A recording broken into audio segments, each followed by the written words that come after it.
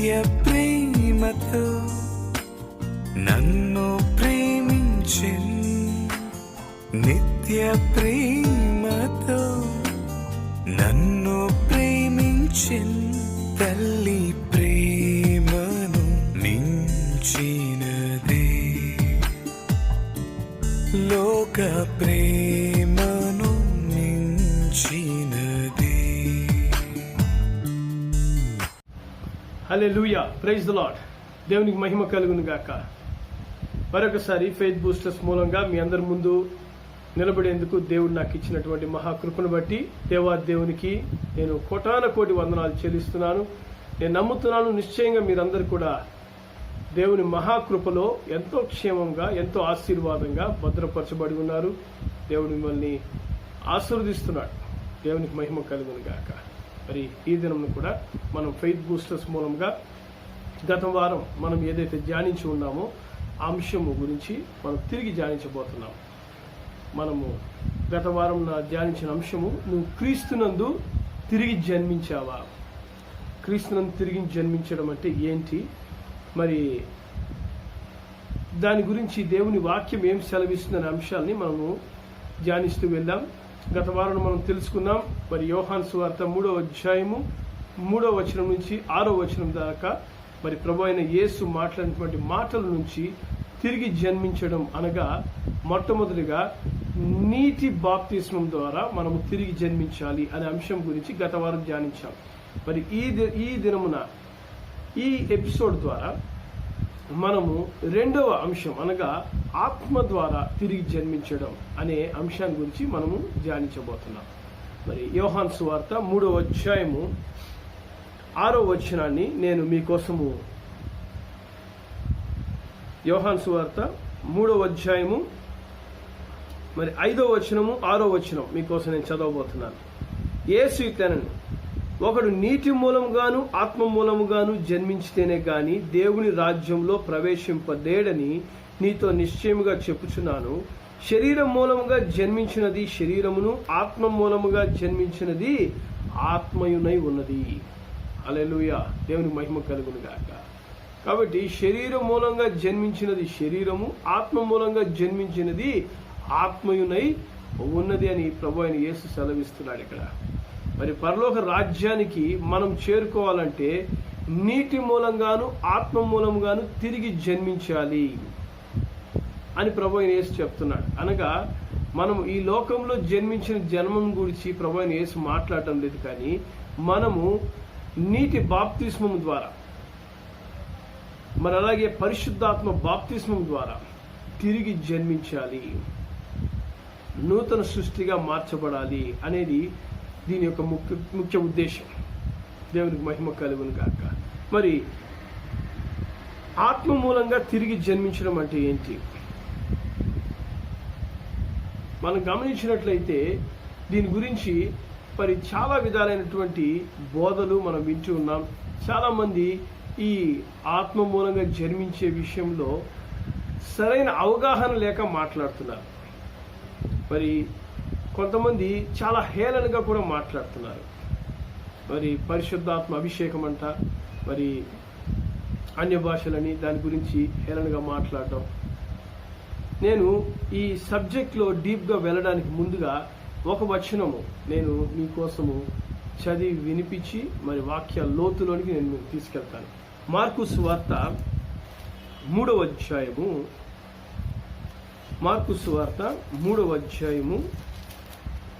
28, 29 వచనాలు మనం చదువుదాం. మార్కు సువార్త 3వ అధ్యాయము 28, 29. సమస్త పాపములను మనుష్యులు చేయు దూషణలన్నీ వారికి క్షమింపబడును, కానీ పరిశుద్ధాత్మ విషయమై దూషణ చేయువాడెప్పుడునూ క్షమాపణ పొందక నిత్య పాపము చేసిన వాడై ఉండునని మీతో నిశ్చయముగా చెప్పుచున్నాను అనెను. దేవునికి మహిమ కలుగును గాక. చూడండి, ఇది నేను చెప్తున్న మాటలు కాదు, ప్రభు అయిన యేసు మూలముగా పరిశుద్ధాత్మ దేవుడు పలికినటువంటి మాటలు. ఇక్కడ వాక్యం ఏం చెప్తుందంటే, యేసయ్య ఏం చెప్తున్నాడంటే సమస్త పాపములకు క్షమాపణ ఉందంట. ప్రతి పాపాన్ని దేవుడు క్షమించగలడు. ఎప్పుడు? నిజమైన పశ్చాత్తాపంతో దేవుని దగ్గర వచ్చి పశ్చాత్తాపడి యేసు ప్రభుని సొంత రక్షకుడిగా అంగీకరించి ఆయన రక్తము ద్వారా నిన్ను నువ్వు కడుక్కొని నీ పాపములను విడిచిపెట్టినప్పుడు పశ్చాత్తాపం కలుగుతుంది, లేదా పాప క్షమాపణ కలుగుతుంది. దేవునికి మహిమ కలుగును గాక. అందుకే ఇక్కడ యేసయ్య అంటున్నాడు, సమస్త పాపములను మనుషులు చేయు దూషణలన్నీ వారికి క్షమింపబడును. ఇంతటితో యేసయ్య ఆపలేదు, కానీ అనే మాట చెప్తున్నాడు. కానీ అంటే ఇంకా కొనసాగింపు ఉందన్నమాట. ఏంటా కొనసాగింపు? పరిశుద్ధాత్మ విషయము దూషణ చేయువాడెప్పుడును క్షమాపణ పొందక నిత్య పాపము చేసిన వాడై ఉండునని మీతో నిశ్చయముగా చెప్పుచున్నాను. చాలా స్పష్టంగా, చాలా ఖచ్చితంగా ప్రభు అయిన యేసు చెప్తున్న మాటలు ఇవి. పరిశుద్ధాత్మకు విరోధముగా మనము మాట్లాడినట్లయితే, పరిశుద్ధాత్మను మనం గేలి చేసినట్లయితే, హేళన చేసినట్లయితే అంట దేవుని వాక్యం చెప్తుంది నిత్య పాపం అంట. ఇది క్షమాపణ పొందుకునే పాపం కాదు, ఇది నిత్య పాపము చేసిన వాడై ఉంటాడిక. అంటే దానికి ఇక క్షమాపణ లేదు. దేవుని బిడ్డలారా, మనము పరిశుద్ధాత్మ విషయంలో చాలా తక్కువ మాట్లాడడం మనకెంతో మంచిది. నేను కూడా మరి పరిశుద్ధాత్మతో అభిషేకించబడక ముందు నేను ఈ పరిశుద్ధాత్మ గురించి ఏదో హేళనతో మాట్లాడడం, మరి ఏంటి పరిశుద్ధాత్మ అంటుంటారని చెప్పేసి మాట్లాడడం జరిగింది. ఎప్పుడైతే పరిశుద్ధాత్మ అభిషేకాన్ని నేను అనుభవించానో, పరిశుద్ధాత్మ దేవుడు సజీవంగా నాలో కదలాడడం నేను అనుభవిస్తూ ఉన్నానో, అప్పుడు నాకు నిజముగా నా హృదయము బద్దలయ్యి యేసయ్య దగ్గర కొంతకాలం రోధించాను. నేను దేవుని దగ్గర దేవుడు చెప్తున్నాడు, పరిశుద్ధాత్మను దూషించినప్పుడంట మన క్షమాపణ ఉండదు.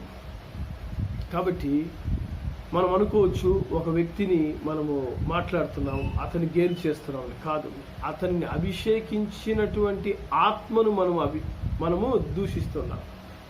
హల్లెలూయా. జాగ్రత్తగా ఉన్నాం. సరే, దేవుని వాక్యంలోకి మనం వెళ్దాం.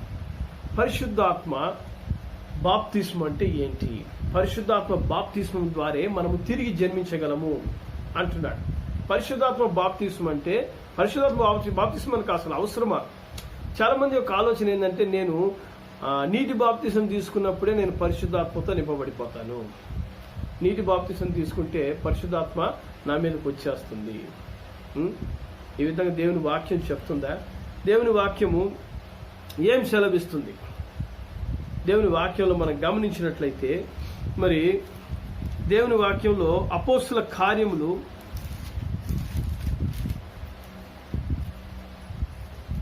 స్తోత్రం, హల్లెలూయా, 2వ అధ్యాయము 38వ వచనాన్ని మనం చదువుదాం.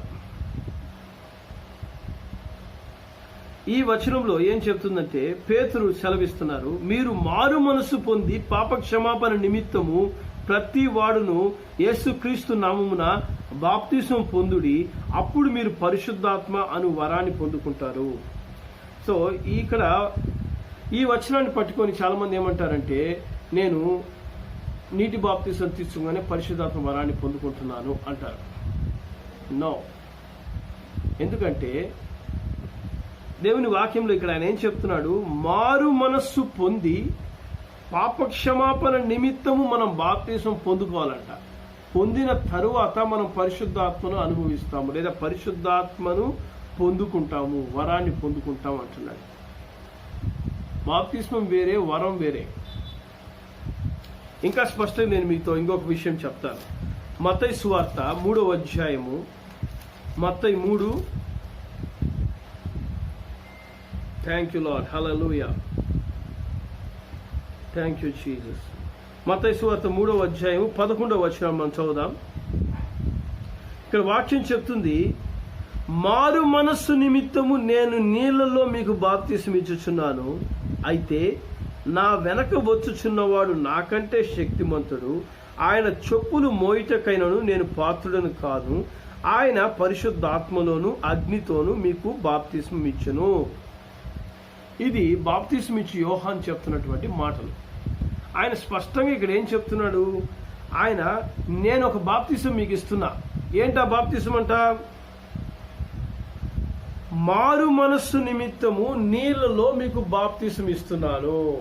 మారు మనస్సు నిమిత్తము నీళ్లలో మీకు బాప్తిసం ఇస్తున్నాను. కానీ నా వెనక ఒకరు వస్తున్నారు. ఆయన చెప్పుల వారు విప్పుటకైనను నేను యోగ్యుడను కాను. ఆయన పరిశుద్ధాత్మలోను అగ్నితోను మీకు బాప్తిస్మం ఇచ్చును. హల్లెలూయా. నా వెనక వచ్చే వ్యక్తి అనగా ప్రభు అయిన యేసుక్రీస్తు ఇంకొక బాప్తిస్మం ఇస్తాడు. నేను ఇప్పుడు మీకు నీళ్ళ బాప్తిస్మం ఇస్తున్నా. ఇది ఎందుకు ఇస్తున్నాను? మారు మనస్సు నిమిత్తము పాపక్షమాపణ కొరకు.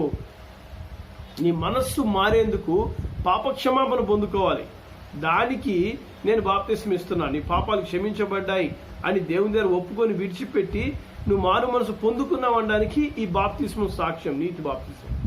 కానీ నా వెనక వచ్చే వ్యక్తి అనగా ప్రభు అయిన యేసుక్రీస్తు మిమ్మల్ని పరిశుద్ధాత్మలోను అగ్నిలోను బాప్తిస్మం ఇస్తాడు. ఇక్కడ స్పష్టంగా ఏం చెప్తుందంటే 2 రకాల బాప్తిస్మాలు ఉన్నాయి. ఒకటి నీటి బాప్తిస్మము, అది దేనికోసము? మారు మనస్సు పాపక్షమాపణ కొరకు. రెండవది నా వెనక వస్తున్న ఆయన పరిశుద్ధాత్మతో అగ్నితో మీకు బాప్తిస్మం ఇస్తాడు. దేవునికి మహిమ కలుగును గాక. కాబట్టి చూడండి, ఖచ్చితంగా ఇక్కడ డివిజన్ అనేది ఉంది. మనము నీటి బాప్తిసం పొందుకోవడం ఎంత ముఖ్యమో పరిశుద్ధాత్మతో బాప్తిసం పొందుకోవడం కూడా అంతే ముఖ్యం, అంతే అవసరమై ఉన్నది. పరిశుద్ధాత్మతో మనము నింపబడాలని దేవుని వాక్యం సెలవిస్తుంది. హల్లెలూయా. దేవునికి మహిమ కలుగును గాక. పరిశుద్ధాత్మ అభిషేకము మనకు ఎంతో అవసరం ఉన్నది. యేసు ప్రభు కూడా మనం గమనించినట్లయితే ఆయన మరి జీవించిన కాలంలో అనగా ఈ లోకంలో సజీవుడిగా జీవించిన కాలంలో ఆయన చెప్పినటువంటి మాటల్లో ఒక మాట మనం చూద్దాం. యోహాను సువార్త 16వ అధ్యాయము 7వ వచనం మనం చదువుదాం. యోహాను సువార్త 16:7. అయితే నేను మీతో సత్యం చెప్పుచున్నాను, నేను వెళ్ళిపోవటం వలన మీకు ప్రయోజనకరం. నేను వెళ్ళని ఎడల ఆదరణకర్త మీ యొద్దకు రాడు. నేను వెళ్ళిన ఎడల ఆయనను మీ యొద్దకు పంపుతును. హల్లెలూయా. యేసు ప్రభు ఇక్కడ స్పష్టంగా ఏం చెప్తున్నాడు? నేను వెళ్ళితేనే పరిశుద్ధాత్మ దేవుడు వస్తాడు. చూడండి, బైబిల్ యొక్క హిస్టరీని మనం గమనించినట్లయితే పాత నిబంధన కాలం అంతా కూడా తండ్రి కాలంగా మనము డివైడ్ చేయొచ్చు. తరువాతగా కొత్త నిబంధనలో ఈ సువార్తల కాలం అనగా ప్రభు అయిన యేసు జీవించినటువంటి ఈ 33.5 సంవత్సరాలు కుమారుని కాలం. కుమారుడు ఎప్పుడైతే మరణించి తిరిగి లేచి పునరుద్ధానుడై తండ్రి యొద్దకు చేరుకున్నాడో ఆ తర్వాత నుంచి యేసు ప్రభు యొక్క రాకడ వరకు పరిశుద్ధాత్మ దేవుని కాలం ఇది. ఇది పరిశుద్ధాత్మ దేవుడు సంచరించే సమయం. ఆత్మ నింపుదల మనం కలిగి ఉండాలని, పరిశుద్ధాత్మ బాప్తిస్మం నువ్వు నేను కలిగి ఉండాలనేది దేవుని ఆశ. అందుకే ఆయన చెప్తున్నాడు, నేను వెళ్ళిపోవటం వలన మీకు ప్రయోజనకరం. అప్పుడు నేను పరలోకం నుంచి పరిశుద్ధాత్మను నేను పంపుతాను అంటున్నాడు. హల్లెలూయా. దేవునికి మహిమ కలుగును గాక. ఇంకా యోహాను సువార్త 14వ అధ్యాయము 16-17 వచనాలు మనం గమనించినట్లయితే ఇక్కడ ఆయన ఏం చెప్తున్నాడు? నేను తండ్రిని వేడుకొందును, మీ యొద్ద ఎల్లప్పుడూ నుండుటకై ఆయన వేరొక ఆదరణకర్తను అనగా సత్య స్వరూపియగు ఆత్మను మీకు అనుగ్రహించును. లోకం ఆయన చూడదు, ఆయన ఎరుగదు గనుక ఆయనను పొందనేరదు. మీరు ఆయన ఎరుగుదురు, ఆయన మీతో కూడా నివసించును, మీలో ఉండును. హల్లెలూయా. ఇక్కడ చాలా స్పష్టంగా యేసయ్య చెప్తున్నాడు, నేను వేడుకుంటాను మీ నిమిత్తం. అప్పుడు పరము నుండి సత్యస్వరూపైన ఆత్మ దిగి వస్తుంది. లోకం ఆయన ఎరగదు కాబట్టి ఆయన పొందుకోలేదు.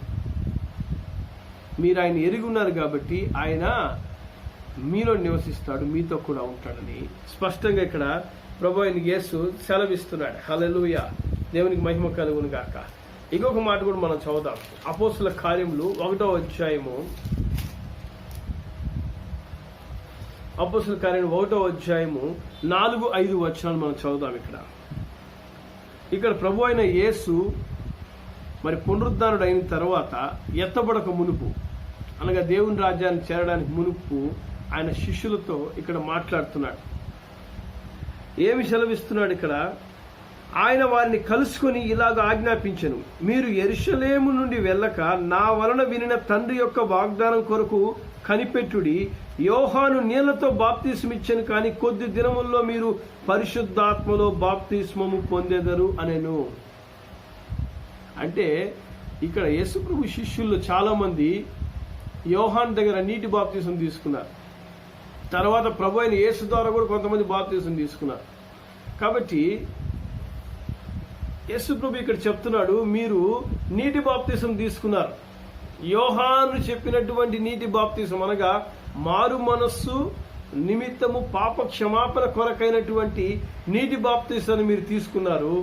కానీ త్వరలో మీరు పరిశుద్ధాత్మ బాప్తిసాన్ని తీసుకోబోతున్నారు. కనుక మీరు కనిపెట్టండి, ఎదురు చూడండి అంటున్నాడు. చూడండి, చాలా స్పష్టంగా ఇక్కడ నీటి బాప్తిసాన్ని పరిశుద్ధాత్మ బాప్తిసాన్ని ఆయన డివైడ్ చేస్తున్నాడు. అనగా ఆత్మ ద్వారా నువ్వు తిరిగి జన్మించాలి, పరిశుద్ధాత్మ బాప్తిస్మం ద్వారా నువ్వు తిరిగి జన్మించాలి అని చాలా స్పష్టంగా ప్రభు అయిన యేసు సెలవిస్తున్నాడు. ఈ పరిశుద్ధాత్మ బాప్తిసాన్ని మనం గమనించినట్లయితే కొంతమంది నీటి బాప్తిస్మం పొందుకోక ముందు కూడా పరిశుద్ధాత్మ బాప్తిసాన్ని పొందుకుంటారు. కొంతమంది నీటి బాప్తిస్మం పొందుకున్న తరువాత పరిశుద్ధాత్మ బాప్తిసాన్ని పొందుకుంటారు. మరి దేవుని మహాకృపను బట్టి నా జీవితంలో నేను 2001 ఆగస్టు 24వ తారీఖున పరిశుద్ధాత్మ బాప్తిసాన్ని నేను పొందుకున్నాను. పరిశుద్ధాత్మ అభిషేకాన్ని నేను పొందుకున్నాను. దేవుడితో ముఖాముఖి దర్శనాన్ని నేను అనుభవించాను. మరి ఆ 2001 ఆగస్టు 24 నేను పొందుకున్న తరువాత 2002 జనవరి 1వ తారీఖున నేను నీటి బాప్తిసం తీసుకున్నాను. హల్లెలూయా. మరి కొంతమందికి నీటి బాప్తిసం తీసుకున్న తర్వాత కూడా పరిశుద్ధాత్మ బాప్తిసాన్ని అనుభవిస్తూ ఉంటారు. మరి పరిశుద్ధ గ్రంథంలో కూడా మనం గమనించినట్లయితే మరి శిష్యులు నీటి బాప్తిసం తీసుకున్న తరువాత వారు పరిశుద్ధాత్మతో నింపబడుతున్నారు. పెంతెకొస్తు దినమున పరిశుద్ధాత్మ వారి మీదకి బలంగా దిగి వచ్చిందని మనము మరి అపోస్తలుల కార్యం 2వ అధ్యాయం 1వ వచనం నుంచి మనం చదవగలం. మరి పరిశుద్ధాత్మ నీటి బాప్తిసం తీసుకోక ముందు కూడా దిగి వచ్చిందా? అపోస్తలుల కార్యంలోనే మనం ఆ సంభవాన్ని చూడగలం. మరి అపోస్తలుల కార్యంలో 10వ అధ్యాయంలో మనం గమనించినట్లయితే పేతురు, మరి అపోస్తలుడైన పేతురు కొర్నేలి ఇంటికి వెళ్తాడు. శతాధిపతి అయినటువంటి కొర్నేలి ఇంటికి, వాళ్ళ ఇంటికి వెళ్ళి దేవుని వాక్యాన్ని ఆయన ప్రకటిస్తాడు. మరి దేవుని దూత యొక్క నడిపింపు ద్వారా అక్కడికి వెళ్ళి వాక్యం ప్రకటిస్తుండగా అక్కడ ఒక అద్భుత కార్యము అనగా ఎప్పుడు జరగనటువంటి ఒక సంభవాన్ని పేతురు చూస్తాడు. చూడండి, అపోస్తలుల కార్యములు 10వ అధ్యాయము మరి 44వ వచనం నుంచి 46వ వచనం వరకు నేను చదువుతాను. పేతురు ఈ మాటలు ఇంకా చెప్పుచుండగా అనగా దేవుని వాక్యాన్ని ఆయన ప్రకటిస్తూ ఉండగా అతని బోధ విన్న వారందరి మీదకి పరిశుద్ధాత్మ దిగెను. హల్లెలూయా. ఇక్కడ స్పష్టంగా మనకి ఏంటి గమనిస్తున్నామంటే దేవుని వాక్యం వింటూ ఉండగా పరిశుద్ధాత్మ దిగి వచ్చింది. హల్లెలూయా. సున్నతి పొందిన వారిలో పేతురుతో కూడా వచ్చిన విశ్వాసులందరూ పరిశుద్ధాత్మ వరము అన్యజనుల మీద సైతం కుమ్మరింపబడ్డ చూసి విభ్రాంతి నొందిరి. ఏలైనగా వారు భాషలతో మాట్లాడుచు దేవుని గణపరచుచుండగా వినిరి. దేవునికి మహిమ కలుగునుగాక. కాబట్టి ఇక్కడ స్పష్టంగా మనం ఏం చూస్తున్నామంటే పరిశుద్ధాత్మతో మరి నింపబడిన వారికి ఇది చాలా ఆశ్చర్యంగా ఉంది. ఎందుకంటే వీరు అన్యజనులు, మరి దేవుని ఎరుగని వారు, వీరు దేవుని వాక్యం వింటుండగానే వీరి మీద పరిశుద్ధాత్మ దిగి వచ్చిందే అని ఆశ్చర్యపోతున్నారంట. దేవునికి మహిమ కలుగును గాక. దేవుడు కృప కలిగిన వాడు, అంతటా అందరి మీద తన ఆత్మని కుమ్మరించాలని ఆశ కలిగిన దేవుడు ఆయన. మరి దీని గురించి మరి అపోస్తలుడైనటువంటి పేతురు ఏం చెప్తున్నాడు? తర్వాత వచనం చదువుదాము. 47, 48 వచనాలు. అపోస్తలుల కార్యములు 10వ అధ్యాయం 47, 48. అందుకు పేతురు, మనవలే పరిశుద్ధాత్మను పొందిన వీరు బాప్తిస్మం పొందకుండా ఎవరైనా నీళ్లకు ఆటంకము చేయగలడా అని చెప్పి యేసు నామమందు వారు బాప్తిస్మం పొందవలనని ఆజ్ఞాపించెను. హల్లెలూయా. వీళ్ళు పరిశుద్ధాత్మ బాప్తిస్మం పొందుకున్న తర్వాత వీరు పరిశుద్ధాత్మ బాప్తిస్మం పొందుకున్నారు, ఇక చాలు, ఇక నీటి బాప్తిసం అక్కర్లేదు అని పేతురు చెప్పడం లేదు. ఆయన ఏం చెప్తున్నాడు, పరిశుద్ధాత్మ బాప్తిసం పొందుకున్న వాళ్ళు మరి వీరు నీటి బాప్తిసం పొందుకోకుండా ఎవరు ఆపగలరు? కనుక వీరికి నీటి బాప్తిసం పొందుకోవాలి మీరు యేసు నామమున అంటూ ప్రకటించారంట. దేవునికి మహిమ కలుగును గాక. ఇక్కడ కూడా మనం స్పష్టంగా ఏం చూస్తున్నాము, 2 బాప్తిసాలు.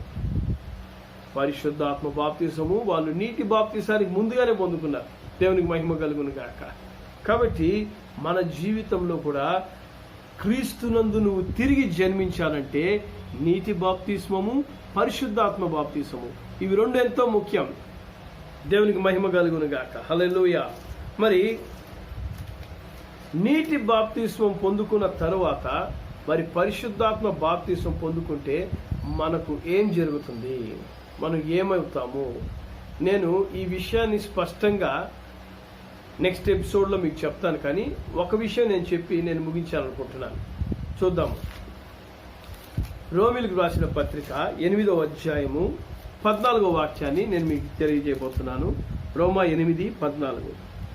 దేవుని ఆత్మచేత ఎందరు నడిపించబడుదురో వారందరూ దేవుని కుమారులై ఉందురు. హల్లెలూయా. చాలా స్పష్టంగా ఇక్కడ దేవుని వాక్యం ఏం చెప్తుందంటే, ఎంతమంది అయితే పరిశుద్ధ ఆత్మ ద్వారా నడిపించబడతారో, దేవుని అభిషేకం పొందుకొని ఉంటారో వారందరూ కూడా దేవుని కుమారులు. హల్లెలూయా. అదేవిధంగా గలతీలకు రాసిన పత్రికలో కూడా ఒక మాట చెప్తాను. గలతీ 4వ అధ్యాయము 6వ వచనాన్ని మనం చదువుదాం. మరియు మీరు కుమారులై ఉన్నందున నాయన తండ్రి అని మొరపెట్టు తన కుమారుని ఆత్మను దేవుడు మన హృదయంలోనికి పంపెను. హల్లెలూయా. మనం కుమారులై ఉన్నాం కాబట్టి, అనగా దేవుని ఆత్మ ద్వారా మనము కుమారులు అవుతున్నాం. కాబట్టి ఆయన ఏం చేస్తున్నాడు, నాయన తండ్రి అని పిలిచే యేసు క్రీస్తు యొక్క ఆత్మను మనలో పంపిస్తున్నాడంట. హల్లెలూయా. పరిశుద్ధాత్మ బాప్తిస్మం మనం పొందుకోవడం వల్ల మన జీవితము యేసు వలె మారిపోతుంది.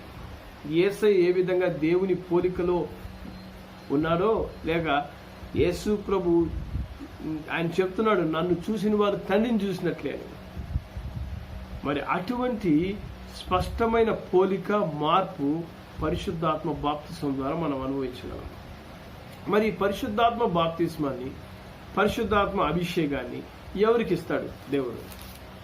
ఎవరు పొందుకుంటారు? ఈ వాక్యం చెప్పేసి నేను ఈ ఎపిసోడ్ని ముగించబోతున్నాను. ఎవరికి ఇస్తాడు చూడండి. లూకా సువార్త 11వ అధ్యాయము, లూకా సువార్త 11వ అధ్యాయము 12-13 వచనాలు మనం చదువుదాం. కాబట్టి మీరు చెడ్డవారై ఉండి మీ పిల్లలకు మంచి ఈవులను ఎరిగి ఉండగా పరలోకమందున్న మీ తండ్రి తన్ను అడుగు వారికి పరిశుద్ధాత్మను ఎంతో నిశ్చయముగా అనుగ్రహించును అనెను.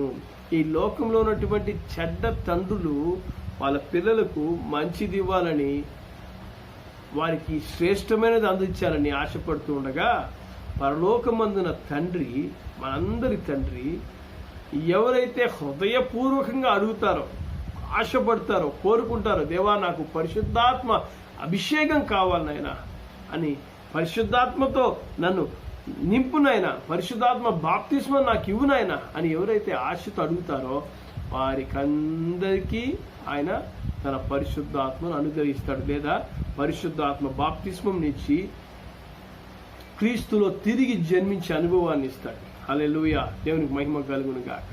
మరి పరిశుద్ధాత్మ బాప్తిస్మాన్ని మనం పొందుకున్న తర్వాత మనము పొందుకునే మేలులు ఏంటి అనేది వచ్చే వారం మనము ధ్యానిద్దాం. అందరూ తల వంచుకొని సమయంలో పరిశుద్ధాత్మతో నింపబడ్డానికి, పరిశుద్ధాత్మ బాప్తిజం పొందుకోవడానికి దేవుని అడుగుదాం. హల్లెలూయా. ఆయన నిశ్చయముగా నీపై తన ఆత్మను కుమ్మరించాలని ఆశ కలిగిన దేవుడు. ఆయన తన ఆత్మను నింపాలని ఆశతో ఉన్నాడు. ఆ ఆశ మనలో ఉండాలి మొదట. అప్పుడు నిశ్చయంగా దేవుడు తన ఆత్మను మన మీద కుమ్మరిస్తాడు. ప్రార్థన చేద్దాం. ప్రేమగల మా తండ్రి, పరిశుద్ధమైన మా నాయన, ఒకరు నీటి మూలంగాను ఆత్మ మూలంగాను తిరిగి జన్మిస్తే గాని దేవుని రాజ్యానికి చేరలేని దేవుని వాక్యం మీరు చెప్పారు. దాన్ని బట్టి మీకు స్తోత్రాలు చెల్లిస్తున్నాం. మీరు సెలవిచ్చినటువంటి వాక్యాన్ని మేము లోతుగా ధ్యానించేది మీరు ఇచ్చిన కృపను బట్టి వందనాలు. మరి ఆత్మ మూలంగా తిరిగి జన్మించుట అంటే ఏంటి అని మేము ధ్యానించాం. దాని యొక్క ముఖ్యత్వాన్ని మేము ధ్యానించాం. మరి తండ్రి, ఈ సమయంలో ఎంతమంది అయితే ఈ వర్తమానం ద్వారా నైనా వాళ్ళ హృదయాలు సంధించబడ్డాయో వారి జీవితాలని మీరు పరివర్తన చెందించండి. పరిశుద్ధాత్మను ఈ అంచె దినాల్లో అందరి మీద నేను కుమ్మరిస్తానని చెప్పారయ్యా. ఆత్మ కుమ్మరింపు నైనా ఈ సమయంలో ఈ ప్రార్థనలు ఏకీవిస్తున్న ప్రతి బిడ్డ మీద మీరు ఉంచండి నైనా. ఇంకా ఆశతో దేవుని దగ్గర అడిగి నైనా పరిపూర్ణ అభిషేకాన్ని తండ్రి వారు పొందుకొని దేవునికి సాక్షులుగా, ఆయన కుమారులుగా, ఆత్మ నడిపింపు ద్వారా ఆయన కుమారులుగా జీవించే భాగ్యాన్ని ప్రతి ఒక్కరికి అనుగ్రహించండి. విశేషంగా ఈ యొక్క కరోనా వైరస్ అనేటువంటి ఈ భయంకరమైన తెగులు వ్యాప్తి చెందుతూ ఉండగా యేసు నామములో ఇప్పుడే ఆ వైరస్ యొక్క క్రియను నశించిపోవును గాక. పరిశుద్ధాత్మ శక్తి దేవుని బిడ్డను నివసిస్తున్న స్థలాల్లో దిగివచ్చి అక్కడ ఉన్నటువంటి ఆ తెగులను నిలిపివేయును గాక. దేవుని యొక్క మహాకృపలో నీ బిడ్డలు భద్రపరచబడుతును గాక. హల్లెలూయా. దేవునికి మహిమ కలుగును గాక. దేవుడే తోడై ఉండి